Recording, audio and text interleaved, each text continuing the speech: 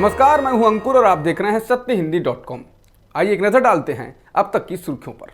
राजस्थान में चल रहे सियासी संकट के बीच अशोक गहलोत सरकार गिराने को लेकर एक ऑडियो वायरल हो रहा है, जिसके बाद ऑडियो के संबंध में संजय जैन को गिरफ्तार कर लिया गया है। संजय जैन का नाम एफआईआर में शामिल है। बता दें कि ऑडियो टेप में संजय जैन की आवाज का दावा किया गया है। संजय जैन के अलावा ऑडियो टेप में कांग्रेस विधायक भंवरलाल शर्मा और गजेंद्र शेखावत की आवाज होने का भी दावा किया गया है। हालांकि गजेंद्र शेखावत ने इस ऑडियो टेप के दावे को खारिज कर दिया है।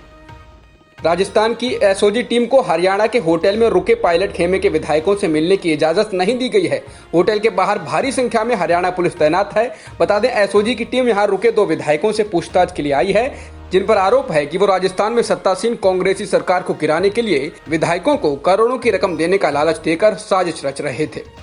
राजस्थान में सियासी लड़ाई जारी है। सचिन पायलट गुट की ओर से दायर याचिका पर राजस्थान हाईकोर्ट में सुनवाई हो रही है। वहीं अब इस मामले में सचिन पायलट को थोड़ी राहत मिली है। राजस्थान हाईकोर्ट ने 21 जुलाई तक नोटिस पर रोक लगा दी है। इस मामले में अगली सुनवाई सोमवार को होगी। सुनवाई के दौरान पायलट गुट की ओर से हरीश साल्वे ने अपने तर्क रखे। उन्होंने कहा कि अगर कोई विधायक अपने मुख्यमंत्री के भ्रष्टाचार और तानाशाही रवैये के खिलाफ बोलता है, अपनी सेंट्रल लीडरशिप को जगाता है, ये उसका फ्रीडम ऑफ स्पीच है, ये बगावत नहीं है। साल्वे ने सचिन पायलट की तरफ से कहा कि मैं सरकार को गिरा रहा हूं या किसी भी लिमिट को क्रॉस कर कोई पाप कर रहा हूं तो समझ में आता है कि मैं गलत कर रहा हूं, मगर मैं जब आवाज उठा रहा हूं तो ये हमारे फ्रीडम ऑफ स्पीच का पार्ट है जो आर्टिकल 19 के तहत मुझे मिला है, इसलिए इस नोटिस को तुरंत रद्द किया जाए। उन्होंने नोटिस को गैर कानूनी बताया। मध्य प्रदेश में सत्ता गंवाने के बाद कांग्रेस को एक के बाद एक करारे झटके लग रहे हैं। बुरहानपुर जिले के नेपानगर से कांग्रेस विधायक सुमित्रा देवी कास्डेकर ने शुक्रवार को अपने पद से इस्तीफा दे दिया। सुमित्रा देवी के इस्तीफा देने के कुछ देर बाद प्रोटेम स्पीकर रामेश्वर शर्मा ने त्यागपत्र स्वीकार कर लिया। इसके बाद ही नेमानगर विधानसभा सीट को विधानसभा सचिवालय ने विधिवत रिक्त घोषित कर दिया है। महाराष्ट्र सरकार में मंत्री एवं कांग्रेस की नेता यशोमती ठाकुर ने शुक्रवार को दावा किया कि प्रदेश में बीजेपी के 105 में से कुछ विधायक उनकी पार्टी के संपर्क में हैं और अगर उनके नाम सार्वजनिक कर दिए गए तो भूकंप आ जाएगा। बीजेपी की सत्ता की भूख और उनकी गंदी राजनीति के लिए विपक्षी दल पर हमला बोलते हुए ठाकुर ने कहा कि महाराष्ट्र ने देश को एक नया सूत्र दिया है। पाकिस्तान की जेल में बंद पूर्व भारतीय नौसैनिक अधिकारी कुलभूषण जाधव को तीसरा काउंसलर एक्सेस मिल गया है। पाकिस्तान के विदेश मंत्री शाह महमूद कुरैशी ने पाकिस्तानी अधिकारियों की उपस्थिति के बिना कुलभूषण जाधव को काउंसलर एक्सेस की पेशकश की है।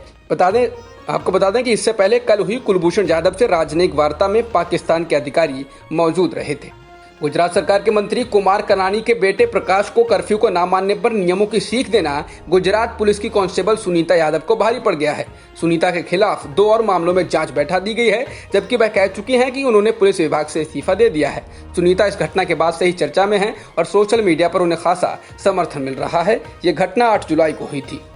दिल्ली में फरवरी में हुए दंगों को लेकर दिल्ली अल्पसंख्यक आयोग की ओर से बनाए गए 5 सदस्यों वाले पैनल ने कहा है कि दंगों के दौरान पुलिस पूरी तरह निष्क्रिय थी और उसकी जांच पक्षपातपूर्ण थी।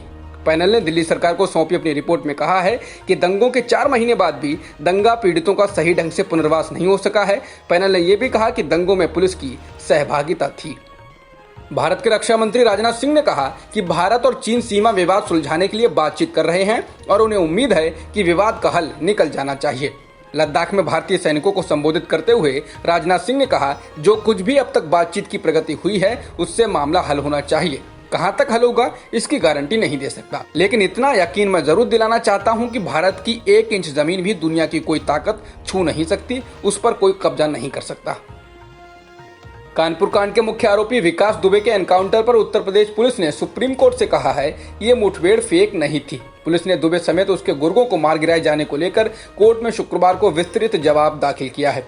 सुप्रीम कोर्ट के सामने विस्तृत जवाब दाखिल करते हुए यूपी पुलिस ने कहा कि एनकाउंटर सही थे, उन्हें फेक नहीं कहा जा सकता। इस मामले की अगली सुनवाई 20 जुलाई को होगी।